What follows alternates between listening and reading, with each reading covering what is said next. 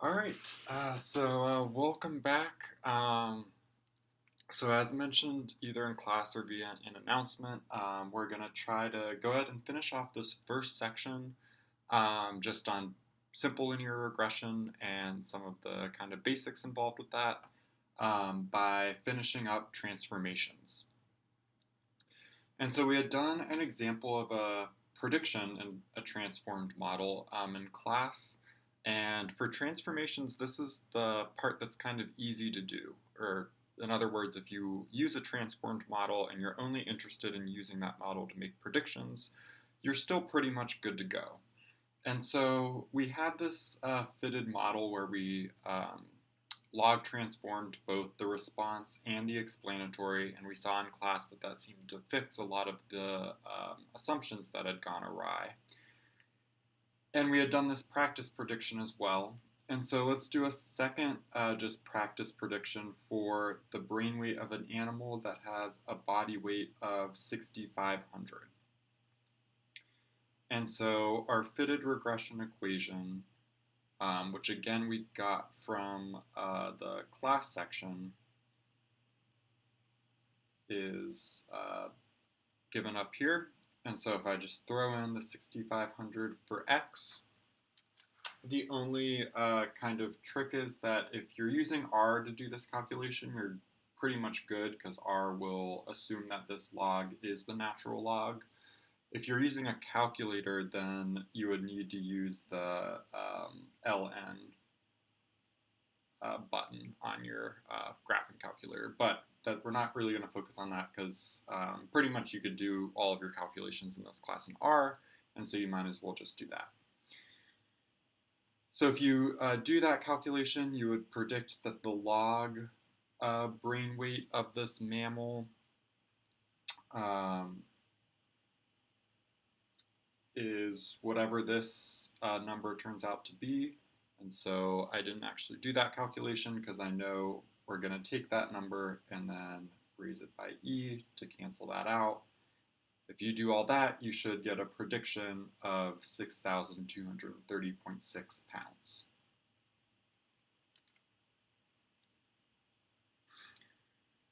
Okay, so again, predictions using transformed models you could do, and everything kind of works well. You just have to remember to back transform to get something on the original scale. Where the flaws or the drawbacks of transformed models are is that you can no longer really interpret the fitted slope on the original scale of units. And you can't interpret other things as well. So you can't interpret the residual standard error. The correlation coefficient, you can interpret it, but you have to keep in mind that it's the correlation between whatever transformed response or explanatory you did. And so this is a big, big drawback, is that you lose a lot of the interpretability. The one major exception to this is the log transformation of the response variable. If we do that, we still actually can interpret the fitted slope, but our interpretation is going to look a little different.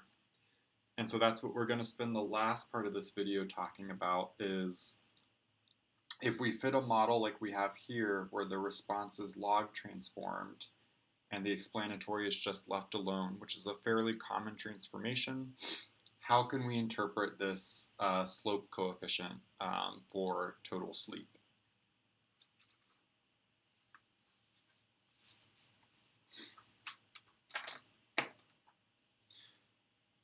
All right, so on this next page, I'm just going to copy down what our fitted model is, just so that we could use it for reference.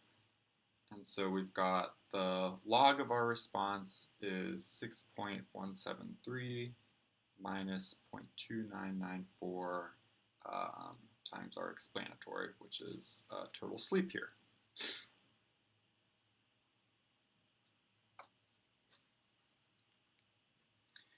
So the first thing we can do is interpret this coefficient on the log scale. So if brain weight is on the log scale, then our interpretation is really kind of the same as stuff that we have seen before, where if we might say for a 1 hour increase in total sleep, we expect on average, or we expect the average brain weight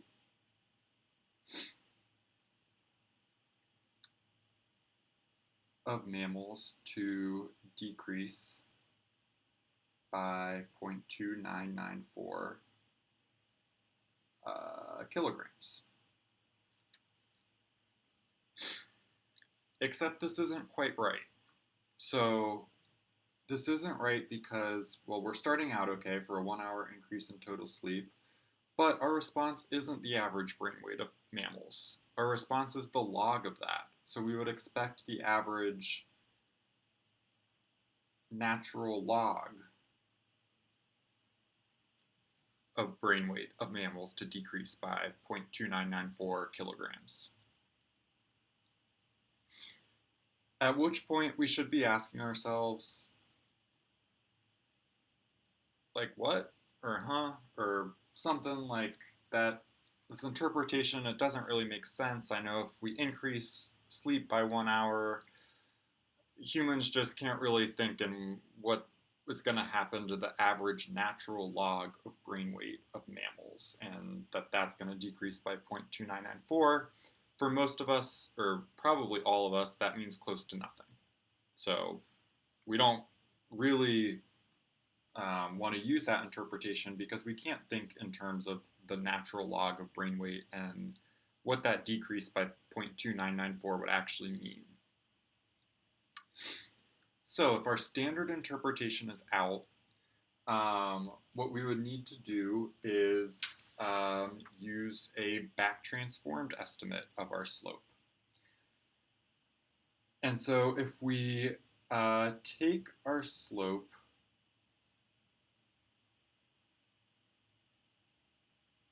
and back-transform it,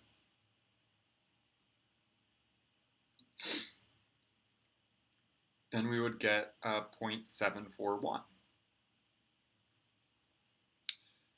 And we can use this back-transformed slope estimate to do an interpretation about the median of our response variable instead of the average. In particular, our interpretation is going to be about some sort of multiplicative change in the median response. And so let's write down what that is and then kind of talk a little bit about what that means. And so we're going to start out the same way. So for a 1 hour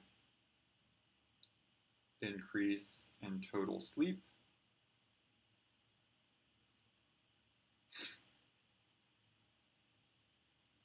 and then instead of the mean or the average brain weight, we're going to say that we would predict the median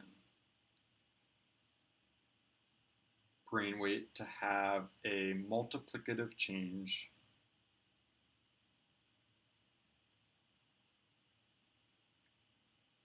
of 0.741 times.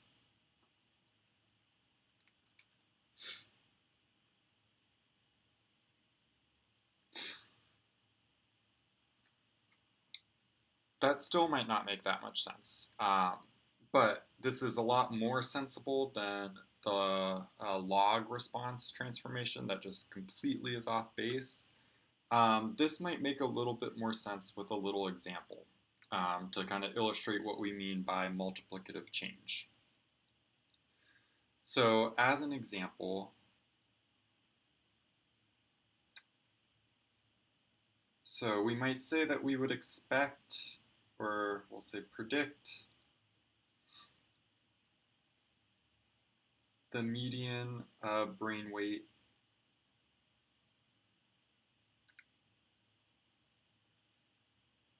of mammals sleeping 11 hours. So for our example, I'm just picking a specific value for the explanatory variable, in this case 11. So we would expect that median brain weight of mammals that sleep 11 hours to be about 3/4, or to be more exact, 0.471 times the brain weight, or times the median brain weight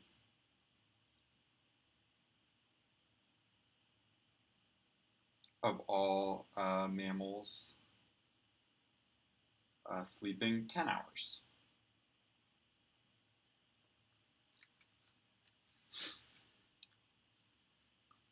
All right, so this specific example might help us kind of think about what this multiplicative change really means. It means that if you kind of increase your number of sleeping hours by 1, then our prediction for the median brain weight would get multiplied by 3/4, or 0.741 to be exact. There's nothing special about 11 and 10. You could have the same interpretation for, you would predict the median brain weight of mammals sleeping 9 hours to be about 3/4 the median brain weight of mammals sleeping 8 hours. And so again, it's about, if you're kind of increasing the sleeping hours by 1, what do you expect to happen to the median, or sorry, if you increase the sleeping hours by 1, what do you expect to happen to the median brain weight? You'd expect it to be multiplied by 3/4, or 0.741. Just to wrap this up with a kind of general interpretation pretty quickly, so if we were writing this out in general, we would say for a 1 unit increase in x, we would predict the median response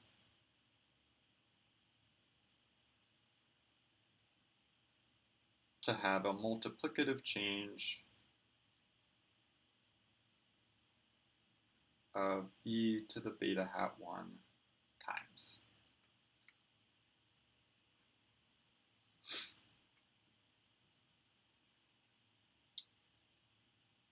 Okay, and so if you're making this interpretation, your audience might know what a multiplicative change means. If they're a statistician, they would certainly know what that meant. But if you're communicating to more of a general audience, it might be helpful to provide some sort of specific example like this, just to really convey what it means. Okay, so that wraps up this first section. We're gonna move on to inference, which we will already have probably started by the time you watch this video. So nice work, and I'll see you in class pretty soon.